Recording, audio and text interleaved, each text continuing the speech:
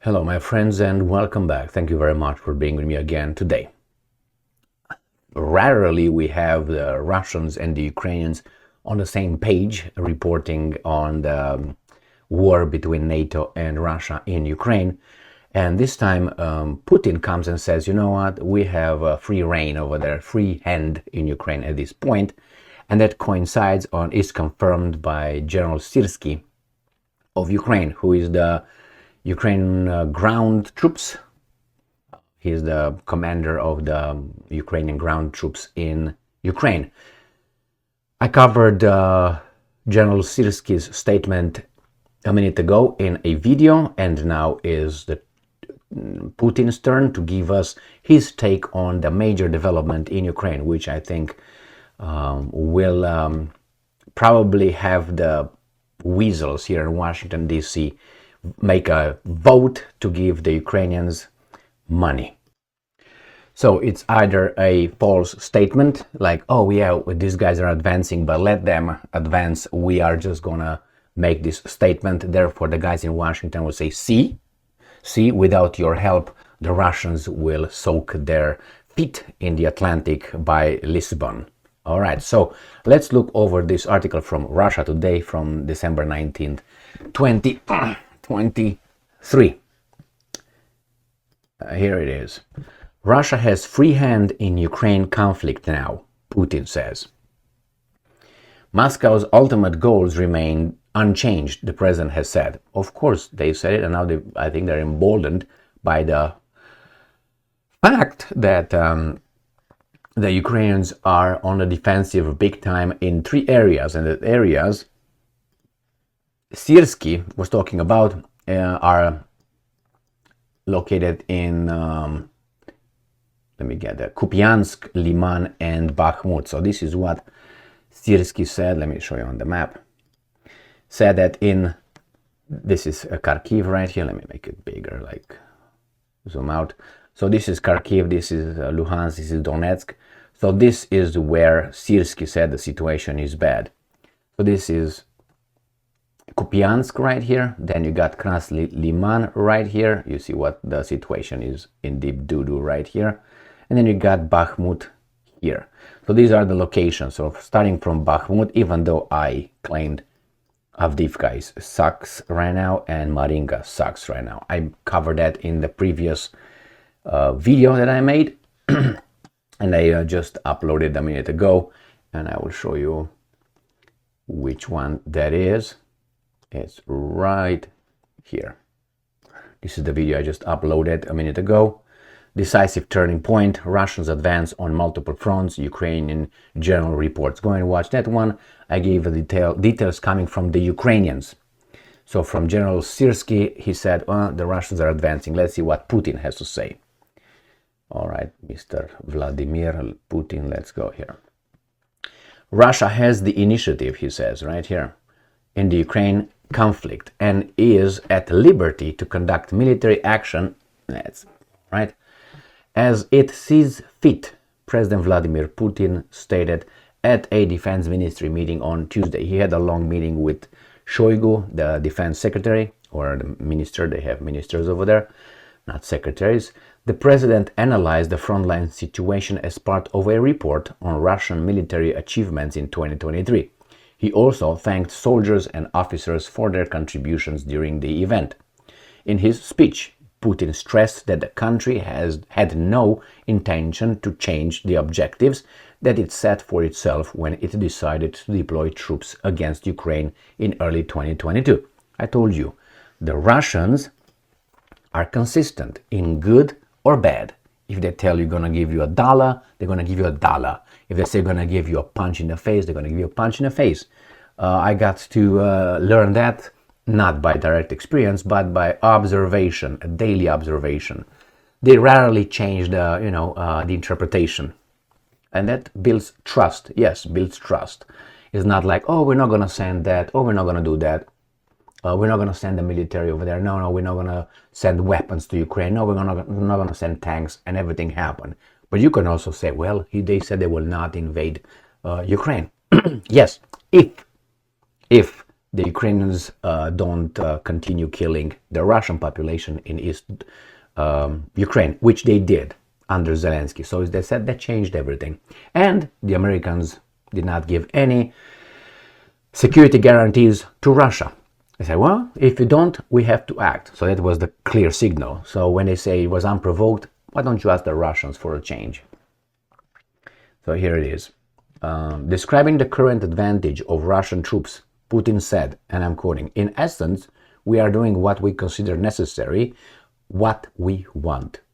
Wherever commanders decide active defense is best, it takes place. And where it is needed, we improve our positions."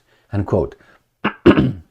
Meanwhile, Ukraine has suffered significant casualties in running out of reserves, the president added. I think that's been obvious. He claimed that Kiev's military strategy was motivated by a wish, and I'm quoting, to show their true master at least some results of their much hyped so-called counteroffensive, end quote. Now this is something new. Right there, Defense Minister Sergei Shoigu previously estimated that Ukrainian casualties between early June and late November has surpassed 125,000. During that event on Tuesday, the ministry estimated Kiev's losses since the start of the hostilities to be over 383,000 people. Putin declared that Western attempts to inflict a strategic defeat on Russia in Ukraine conflict were thwarted by the bravery and resolve of the Russian soldiers. The country's military has become more powerful and its defense industry more capable, he said. Russian military researchers and workers are, and I'm quoting, reacting faster than Westerners to current events, to the needs of those who fight on the battlefield, end quote, according to Putin. Defense factories have boosted arms production by 2.7 times on average, 2.7 times, 3 times, in 2023, and up to 7 times for the most in-demand products, he said. The US and its allies have pledged to assist Ukraine against Russia with arms and funds for as long as it takes, end quote, to defeat it. But amid the lackluster results of the counteroffensive, Kiev has found securing Western's long-term military and financial assistance harder like that, or like that. In U.S., Republican lawmakers have blocked the White House's request for over $110 billion in foreign security spending, of which more than $60 billion was meant for Ukraine. I think that will happen. Unless these guys assess it and say, you know what, with or without that money, the Ukrainians don't have enough troops to push the Russians back. That could be one. The other one could be the so-called elections. I don't think the elections play a role because the corporate media will do its job in covering the losses for the, not for the Biden administration necessarily, for the guys in charge. Remember, it's not about Biden or Trump or, no, it's not about that. It's the same masters are behind. The guys are above, military industrial complex, finance industry or sector, and you got the energy sector. These are the three, I would say, main profiteers of the war. And obviously, if you look at their campaign donations, and I'm not talking about the military, the contractors, the military contractors, which are private companies that get, they get all kind of contracts with the government, which cover about 50% of the whole U.S. budget. Of $886 billion that was voted. 884 or 886, doesn't really matter. $2 billion nowadays, what the hell, like you and I have it. So half of them are for contractors. So those guys will win regardless of who's winning and who's losing politically and how we vote. Remember, we are given the option to vote on 2. Don't forget about Kennedy. Kennedy is, they're not going to consider Vivek out, obviously. Haley, they tried to push that, no, nothing, paid buy one, the other one. Buy one for free and get the other one free. This is Haley. Oh my gosh, she's a beauty. So that's according with these guys that they will fail. I think they will receive the money. one way or another, the Democrats will make a concession on the border, which these things are linked. The Ukraine's border, Israel and Taiwan, these are the $110 billion plus the border. Where are these things linked? I don't understand. I mean, I understand it's politics and this is garbage. That's treason in my books. Why do you lump this together? Israel should be one issue. Ukraine would be one issue. Taiwan should be another issue. And the border, definitely the most important issue.